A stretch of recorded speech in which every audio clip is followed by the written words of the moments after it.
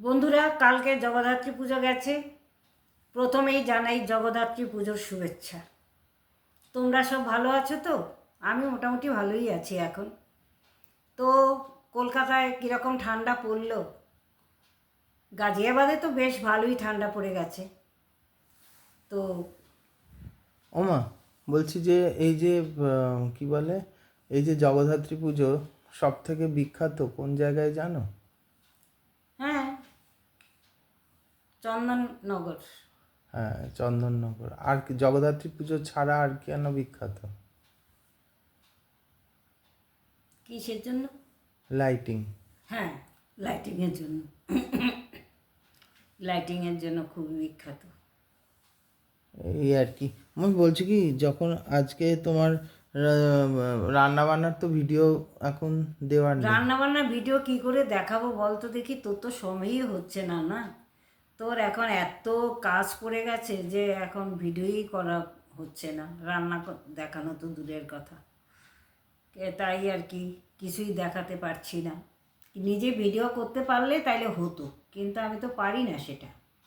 এটা তো দেখো না, কিছুই রান্না দেখাতে পারছি না। ছেলে এতই ব্যস্ত হয়ে পড়েছে, ভিডিও করার মতন তো কেউ নেই বাড়িতে, তো আমি আর আমার ছেলেই থাকি। তো ও এতই ব্যস্ত হয়ে পড়েছে যার জন্য নাকি আমি কিছুই দেখাতে পারছি না।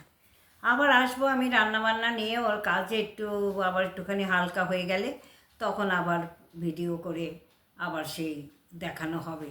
রান্নাবান্নাগুলো সবই দেখানো হবে, কিন্তু এখন তুমি তো বলছিলে তোমার অনেকগুলো কি স্টকে আছে, দেখাবে। হ্যাঁ সেটাই তো, কিছুই তো দেখাতে পারছি না। তো তোর তো টাইমই হচ্ছে না। না, ওই হয়ে যাক আমার কাজটা, তারপরে ওমা শোনো, বলছি আজ যখন তোমার বন্ধুদের সাথে গল্প করছো, রবীন্দ্রনাথ ঠাকুরের দেবতার গ্রাস কবিতাটা মনে আছে কি তোমার? আছে। একটু ওটা কবিতাটা শোনাও। এখন কি আমি কবিতা বলতে পারবো? পারবে না? যেটুকুনি পারো, যেরকম পারো সেরকমই করো। তুইও বল না একটা। না, আমি না, তুমি বলো। কেন, ধরো আমি তোমাকে মোবাইলে বের করে দিচ্ছি লেখাটা। বলো। আর আর স্ক্রিনে হাত দেবে না, সাইডে। না, হয়ে গেছে অলরেডি কিরকম। না, করো, বলো। দেবতার গ্রাস, রবীন্দ্রনাথ ঠাকুর। গ্রামে গ্রামে সেই বার্তা রটি গেল ক্রমে, মৈত্র মহাশয় যাবেন সাগর সঙ্গমে তীর্থস্নান লাগি। সঙ্গী দল গেল জুটি, কত বালবৃদ্ধ নরনারী, নৌকা দুটি প্রস্তুত হইল ঘাটে। পূর্ণ লোভাতুর মুখ্যদা কহিল আসি, হে দাদা ঠাকুর, আমি তব হব সাথী। ব্যাস এইটুকুনি? এটুকুই বলি, লোকে হাসবে আমার কবিতা শুনে। কেন? তোমার তোমার এইদিকে দাঁতগুলো যে পড়ে গেছে আর দেখিও না, এই দিক দিয়ে হাসো তাহলে। দাঁতগুলো আগে বাঁধানো হোক, তারপরে হাসবে।